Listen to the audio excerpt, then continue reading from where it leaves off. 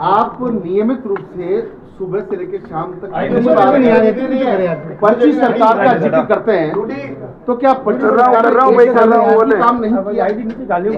अरे यार तो मैं ही कहता था कि ये पर्ची सरकार है। अब तो भारतीय जनता पार्टी के आला कमान ने भी उसको पर्ची सरकार मान लिया और इसलिए अप्रशिक्षित मुख्यमंत्री और मंत्रियों को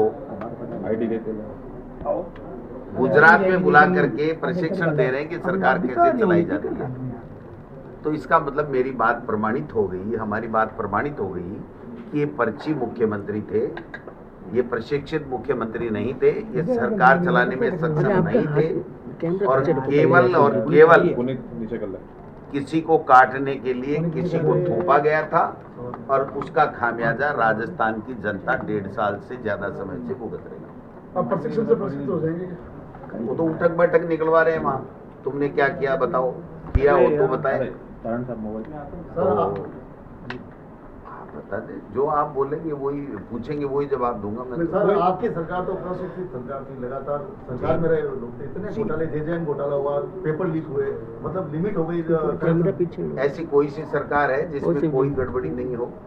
तो इससे जस्टिफाई हो सकता है। राजा हरिश्चंद्र थे ना, उनको भी कहा गया कि भाई जिसने कभी जिंदगी में चोरी नहीं की हो, झूठ नहीं बोला हो, तो उससे ये काम करवाएंगे। तो मैंने जो प्रसंगवश पढ़ा है कि उन्होंने कहा बचपन में मैंने भी एक लड्डू चुरा के खा लिया था।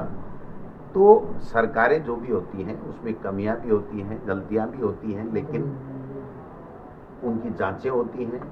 जो अपराधी होते हैं उनको दंडित किया जाता है, जो घोटालेबाज होते हैं उनको जेल के सलाखों में दिया जाता है। लेकिन भारतीय जनता पार्टी तो प्रोपेगेंडा करती है, बदनाम करती है। उनके पास में कोई विजन नहीं है, कोई ऐसा तथ्य नहीं है जिससे वो ये प्रमाणित कर सकें कि ये लोग बेईमान हैं, ये है वो है ये। आप बताओ, वो जो कॉमनवेल्थ घोटाला का क्या हुआ, 2G स्पेक्ट्रम का क्या हुआ, कोलगेट घोटाले का क्या हुआ? सबने कोर्टों में जाके माफी मांग ली और ईडी ने भी कॉमनवेल्थ घोटाले में कह दिया कि भाई कुछ भी नहीं था, ये तो सब फर्जीवाड़ा था। तो आप समझ सकते हो कि अगर कोई गलतियां कहीं किसी स्तर पे हुई हैं तो सरकार में बैठे हुए मुख्यमंत्री या दूसरे कोई लोग थोड़ी करवाते हैं। गलतियां होती हैं, उसकी जांचें भी होती हैं, अगर बेईमानी पकड़ी जाती है तो उसको जेल भी होती है। लेकिन इसका ये मान लिया जाए कि ये सरकार तो पाक एंड साफ हो गई और वो पहले वाली सरकार गड़बड़ थी। पहले वाली सरकार की जो योजनाएं थी वो पूरे देश में नहीं पूरी दुनिया में चर्चा का विषय है कि इतनी अच्छी हेल्थ की स्कीम, इतनी अच्छी एजुकेशन का मॉडल। और यूपीए सरकार को देख लो आप, तो यूपीए सरकार के समय राइट टू एजुकेशन